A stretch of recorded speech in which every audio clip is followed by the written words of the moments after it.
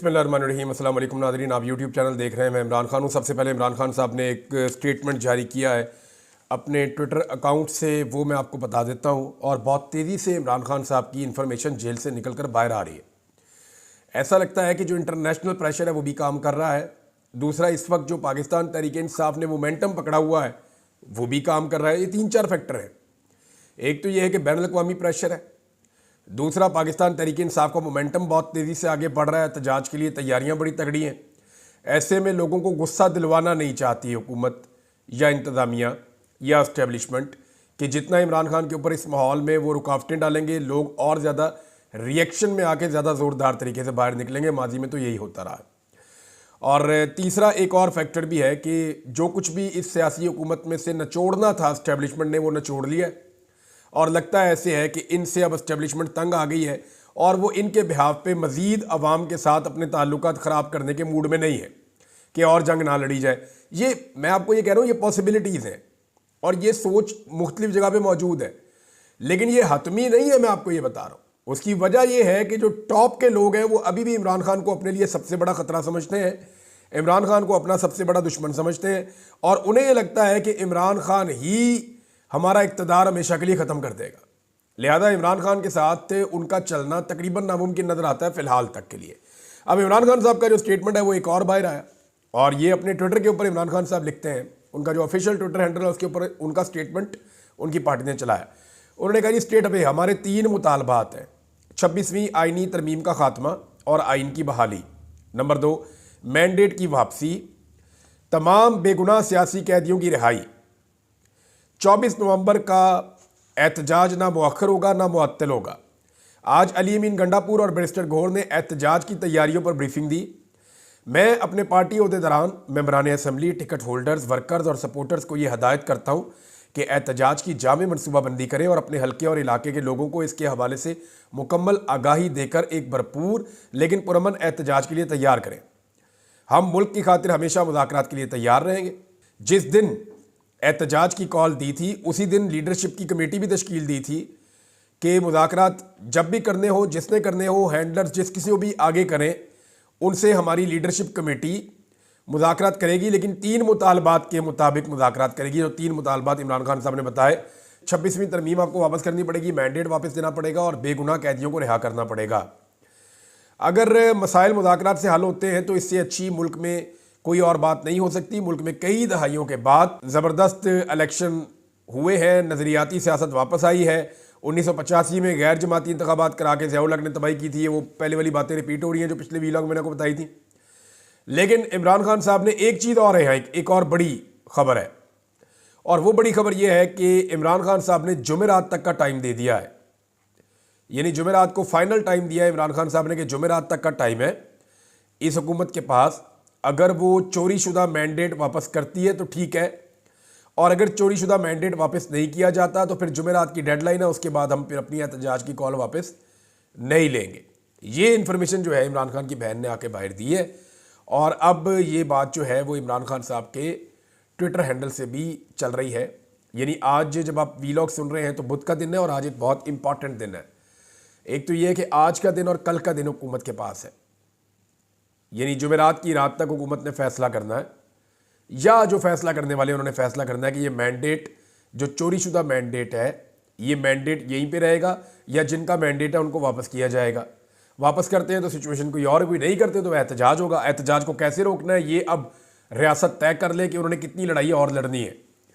लेकिन यहाँ पर एक खबर और है और वो खबर भी बहुत इम्पॉर्टेंट है। जो इजाज़त मांगी है ना मुज़ाकरात के लिए एस्टेब्लिशमेंट से, वो अली अमीन गंडापुर साहब ने मांगी है और मेरी इत्तला के मुताबिक पाकिस्तान तहरीक इंसाफ की सीनियर क़यादत को एस्टेब्लिशमेंट ने टच किया और वो उन्हें कह रही है कि जी बैठ के बात कर लेते हैं, आप अभी इस एहतजाज को मुअख्खर कर दें। लेकिन इमरान खान के साथ ऐसा धोखा कई दफ़ा हुआ है। कई मरतबा इमरान खान साहब को कहा गया कि ये वाला एहतजाज आप मुअख्खर करें, हम बैठ के बात करते हैं और आपको इलेक्शन मिल जाएंगे। लेकिन बार बार उनको माजी में धोखा दिया गया और धोखा उनको हर दफ़ा एस्टेब्लिशमेंट ने दिया। अब इमरान खान साहब सॉलिड बात के ऊपर ही बात सुनेंगे कि जनाब अगर आप कहते हैं कि ये अभी हो जाता है, आप अनाउंसमेंट करें तो उसके बाद फिर हम एहतजाज नहीं करते और हमारे मुतालबात जो है वो तस्लीम कर लिए जाएं।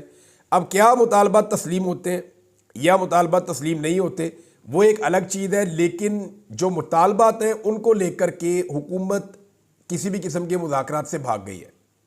उसकी वजह समझे ना, मैं आपको कई दिनों से कह रहा हूँ कि ये मुतालबात हुकूमत के लिए काबिल फ़हम ही नहीं है, वो इनके ऊपर बात ही नहीं कर सकती हुकूमत। वजह यह कि उनके पल्ले ही कख नहीं बचता। यानी नवाज शरीफ के बारे में ये मिसाल है, वो खुद देते थे कि पल्ले नहीं तेला ते कर दी मेला मेला। यही हालत अब मियाँ साहब का है। मियाँ साहब ने अपनी इज़्ज़त बर्बाद करवा ली, अपनी सियासत बर्बाद करवा ली, और हर चीज़ की तबाही फिरवाने के बाद बाकी उन्होंने क्या लिया, अपनी बेटी के लिए वजारत आला ले ली और भाई के लिए वजारत उज़्मा ले ली। इक़्तिदार के बदले में उन्होंने अपना सब कुछ कुर्बान कर दिया। मियाँ साहब ने इज़्ज़त कुर्बान कर दी, अपनी इतनी बड़ी सियासत उन्होंने तबाह कर दी। पूरी दुनिया के अंदर अपनी इज़्ज़त का जो है वो जनाजा निकाला मियाँ साहब ने।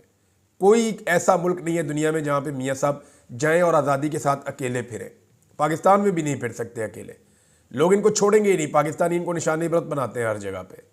तो मियाँ नवाज शरीफ साहब ने इतनी बड़ी कुर्बानी देकर इक़्तिदार हासिल किया, तो अब इक़्तिदार छोड़ देंगे वो सिर्फ इसलिए कि इमरान खान के साथ मुज़ाकरात करने हैं या मुल्क को आगे लेकर जाना है? तो मुल्क की तो इनको फिक्र ही नहीं है। दूसरा, अगर ये कैदी बाहर आ जाते हैं तो मियाँ साहब की सियासत वैसे ही ख़त्म हो जाती है। और तीसरी एक चीज़ और है, 26वीं आईनी तरमीम ख़त्म होती है तो फिर पाकिस्तान की एस्टेब्लिशमेंट और इस हुकूमत के हाथ से गेम निकल जाएगी। फिर अदलिया भी इनके कंट्रोल से निकल जाएगी, बाकी दो काम खुद ही हो जाएंगे। तो ये हुकूमत के लिए मानना मुमकिन नहीं है। अब उसमें जो स्टेटमेंट है वो दिया है इरफान सिद्दीकी साहब ने, नवाज शरीफ साहब के बहुत करीबी हैं, सेनेटर हैं नून लीग के। उन्होंने कहा जी कि PTI के मुतालबात ख्याली गुब्बारे हैं, इन पर हुकूमत किसी तरह के मुज़ाकरात नहीं कर रही। यानी इरफान सिद्दीकी साहब को पता है कि ये जाली मैंडेट है, उन्हें पता है कि 26वीं आईनी तरमीम गलत है, उन्हें पता है कि जो सियासतदान जिनको अभी अंदर किया हुआ है ये सब सियासी नौयत के मुकदमात हैं, झूठे मुकदमात हैं। लेकिन इसके बावजूद वो टस से मस नहीं हो रहे उम्र के इस हिस्से में भी। उन्हें लगता है कि ये मुतालबात अगर मान लिए तो ये तो नून लीग की सियासत ही ख़त्म हो जाएगी। और वाकई फिर नून लीग जो पहले मुज़ाकरात की भीख मांगती थी, बार बार कहती थी आए जी हमारे साथ बैठें, बैठ कर मुज़ाकरात करें, अब तो इमरान खान ने ओपन ऑफ़र दे दी है कि एस्टेब्लिशमेंट जिसको मर्जी आगे करे, बैठें, बैठ के बात करें। तो हमारी तरफ से ओपन ऑफ़र है, लेकिन हमारा जो मुतालबात है उनको आप तस्लीम करें और किसी मनतकी अंजाम तक पहुँचें। ये नहीं हो सकता कि आप मुज़ाकरात ही सिर्फ करते रहेंगे। पाकिस्तान में एक और आवाज़ भी आजकल लगाई जा रही है नादरी, और वो आवाज़ लग रही है कौमी हुकूमत की। ये कौमी हुकूमत की आवाज़ क्यों लगाई जा रही है? ये चंद सहाफ़ियों की जानिब से सोचा छोड़ा नहीं गया, छुड़वाया गया है। अब हो ये रहा है कि इस हुकूमत का बोझ उठा उठा के इस्टेब्लिशमेंट थक गई है। और पाकिस्तान पीपल्स पार्टी ने भी PMLN को आंखें दिखाना शुरू कर दी हैं, और PMLN को जो है वो उन्होंने बदतमीज़ी शुरू कर दी है, PMLN की बेइज्जती शुरू कर दी है। यानी वो बेइज्जती जो PMLN की पाकिस्तानी आवाम करती थी, वो बेइज्जती अब पाकिस्तान पीपल्स पार्टी ने भी करना शुरू कर दी है। लेकिन पीपल्स पार्टी के वोटों से ही PMLN इक़्तिदार में बैठी हुई है। अब ऐसा लगता है कि एस्टेब्लिशमेंट इस बोझ को उतार के कोई और फार्मूला लेकर आना चाहती है। देखिए, नून लीग को ये तो सूट कर जाएगा कि एक कौमी हुकूमत बन जाए, यानी मिली जुली सी एक सरकार बना दे, इलेक्शन ना करवाएं, क्योंकि इलेक्शन हो गया तो इमरान खान इक़्तिदार में आ जाएगा। वो इनको सूट नहीं करता। कोई और हुकूमत बन गई तो नून लीग के दो फायदे हो जाएंगे। नंबर एक, इमरान खान इक़्तिदार में नहीं आएगा, ये बच जाएंगे इमरान खान से। नंबर दो, जो हुकूमत बनेगी ये सारा मलबा उस पर डाल देंगे कि हम तो चला रहे थे, हम तो अच्छा कर रहे थे, ये हुकूमत बन गई, इन्होंने बेड़ा गर्क कर दिया। लेकिन इस सूरत हाल में जो सबसे बड़ा लूज़र होगा वो पाकिस्तान की एस्टेब्लिशमेंट होगी। ये सारा मलबा पाकिस्तान की मिलिट्री एस्टेब्लिशमेंट पर गिर जाएगा, और पूरा पाकिस्तान और सारे ओवरसीज़ पाकिस्तानी ये कहना शुरू हो जाएंगे कि ये जितना इकॉनमी का बेड़ा गर्क हुआ और ये सारा कुछ जो किया है, ये एक्चुअली जिम्मेदारान यही लोग थे, पाकिस्तान की एस्टेब्लिशमेंट थी। और नून लीग भी अपनी जान छुड़ा लेगी। तो क्या एस्टेब्लिशमेंट इतना बड़ा रिस्क ले सकती है? मुझे नहीं लगता इस वक्त वो इतना बड़ा रिस्क ले सकती है। ख्वाजा आसिफ साहब के जिस तरह के स्टेटमेंट्स आ रहे हैं, उन स्टेटमेंट्स को अगर आप देखें तो समझ आ जाती है कि ये कितना परेशान है पॉलिटिकल पार्टी। ख्वाजा साहब ने क्या कुछ कहा, ज़रा ये आप देखें। एक तो ख्वाजा साहब कह रहे हैं जी कि हमारा वोट को इज्जत दो वाला नारा कंप्रोमाइज़ नहीं हुआ, मैं असेंबली का मेंबर भी हूँ और वज़ीर भी बना हूँ, ये वोट को इज्जत दो है जिसकी वजह से मुझे इज्जत मिली हुई है। नहीं ख्वाजा साहब, नहीं, ये बूट को इज्जत दो है। आपने सिर्फ वोट को बूट से तब्दील करना है, ख्वाजा साहब का बयान मुकम्मल हो जाता है। वहाँ पे तो रेहाना डार इलेक्शन जीती थी, पूरा सियालकोट गवाही देता है, पूरा पाकिस्तान गवाही देता है, पूरी दुनिया गवाही देती है। ख्वाजा साहब, आपने वोट को नहीं बूट को इज्जत दी और फिर आप MNA बन गए। फिर आपने बूट को मज़ीद इज्जत दे के ज़्यादा चमकाया। फैसल वाडा के बकौल जितनी चमक है वो बुरश का नहीं, वो ज़बान का कमाल लगता है बकौल फैसल वाडा के। तो उसके बाद आपको जो है वो वज़ीर भी बना दिया गया। तो ये वोट को नहीं, ये बूट को इज्जत मिली है ख्वाजा आसिफ साहब, और आपसे बेहतर ये कोई नहीं जानता। ख्वाजा साहब ने एक और बात की, उन्होंने कहा जी मैं वीपीएन इस्तेमाल करता हूँ और करता रहूँगा। देखिए इस पे ना तारिक मतीन साहब ने बड़े मज़े की चीज़ लिखी। उन्होंने लफ्ज़ वीपीएन को हटा के उसकी जगह पे बुर्श लिख दिया कि मैं बुर्श इस्तेमाल करता हूँ और करता रहूँगा। और वो किस काम के लिए किया जाता है बुर्श? वो जूते पॉलिश करने के लिए बुर्श इस्तेमाल किया जाता है। जैसा कि मरीम नवाज़ ने कहा था कि वो तरीका हमें अच्छे से आता है, उसमें सिर्फ जूते साफ़ करने पड़ते हैं, और जूते साफ़ करने में जो है वो महारत तो है। फिर जब इन्होंने साफ़ किए तो देखें कैसे चमक रहे हैं। फिर एक और बात ख्वाजा आसिफ साहब ने एक और एतराफ़ कर लिया कि फ़ौज हमारी मदद कर रही है, इसीलिए हाइब्रिड निज़ाम चल रहा है। अदलिया से भी तवक्को करता हूँ कि वो हमारी मदद करे। अब ये इससे बड़ी और क्या गवाही चाहिए कि ये एक हाइब्रिड हुकूमत है। अच्छा, इसी पे ना एक स्टेटमेंट जावेद लतीफ़ साहब का है, वो बड़ा इंटरेस्टिंग है। जावेद लतीफ़ साहब जो है वो पता नहीं किसकी तरफ से खेल रहे होते हैं, लेकिन वो अक्सर जो है वो इदारों पे हमला कर देते हैं। और जावेद लतीफ़ और कैप्टन सफदर, ये दो ऐसे बंदे हैं जो खुल खुला के असल बात अक्सर सामने रख देते हैं। अब जावेद लतीफ़ साहब क्या कह रहे हैं, ज़रा उनका स्टेटमेंट आप सुने। आसिम मुनीर ना होते तो अब तक हम जेलों में होते। हम चीख चीख कर कह रहे हैं कि इलेक्शन हमने जीता नहीं, आसिम मुनीर की मेहरबानी से जितवाया गया है। यानी इसको अगर आप दूसरे एंगल से देखें तो कल को मियां जावेद लतीफ़ ने यह कहना है कि मैं पहले बता रहा था, आप बताएं वो कौन सा दिन है जब मैंने ये बात नहीं बताई कि हम तो इलेक्शन हार गए थे, हम तो इक़्तिदार में आना नहीं चाहते थे, आसिम मुनीर ने हमें ज़बरदस्ती जितवाया और जिता के लाके हमें लूली लंगड़ी हुकूमत दे के पाकिस्तान की इकॉनमी का भी बेड़ा गर्क कर दिया, हमारी सियासत का भी बेड़ा गर्क कर दिया। मियां जावेद लतीफ़ साहब ने ये बात एक दिन कहनी है, आप मेरे से लिख कर रख लें, और ये बात ऐसे ही होगी। एक और बड़ा इंटरेस्टिंग स्टेटमेंट है जो इमरान खान साहब ने दिया है, और बाहर आके वो बताया इमरान खान साहब की बहन ने। उन्होंने कहा जी कि मैं आसिम मुनीर साहब का शुक्रिया अदा करना चाहता हूँ, और वो शुक्रिया मैं उनका इसलिए अदा करना चाहता हूँ कि उन्होंने जितने भी लोग हमारे नज़रियाती नहीं थे वो सारे उन्होंने हमसे ले लिए। यानी जो लोग पाकिस्तान तहरीक इंसाफ पे नज़रियाती नहीं थे, खड़े नहीं हो सकते थे, वो आसिम मुनीर साहब का उन्होंने शुक्रिया अदा किया आर्मी चीफ का कि उनकी वजह से वो उनकी पार्टी से निकल गए और वो एस्टेब्लिशमेंट ने वहाँ पे ले लिए।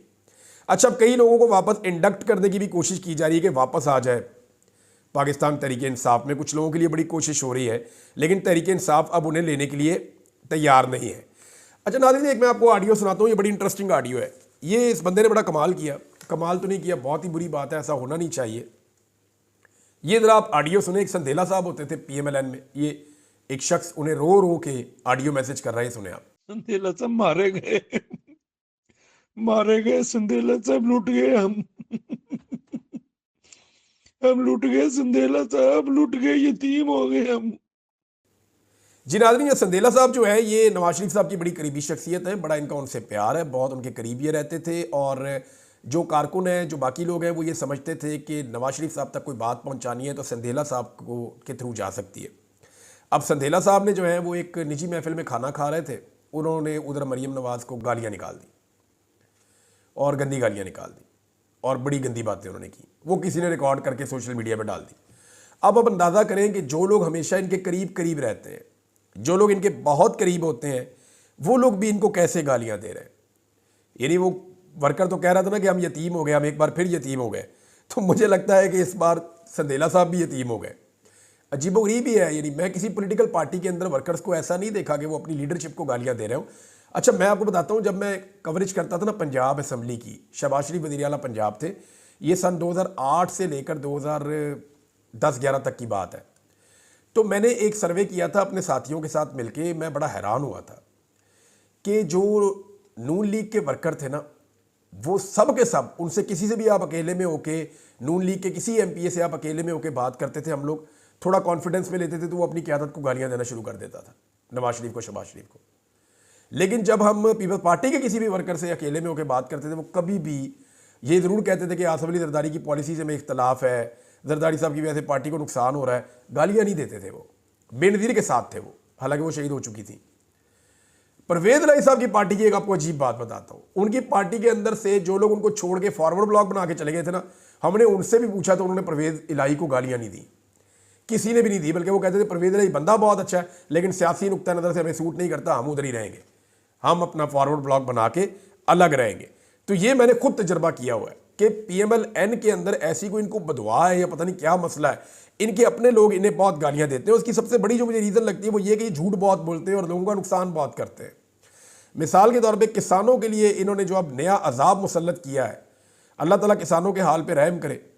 पहले जनाब इन्होंने ये किया कि किसानों की गंदम नहीं खरीदी, बेड़ा गर्क कर दिया, किसान बेचारा डूब गया, रुसवा हो गया, उसके पल्ले कख नहीं बचा, उसका मुस्तकबिल तबाह कर दिया।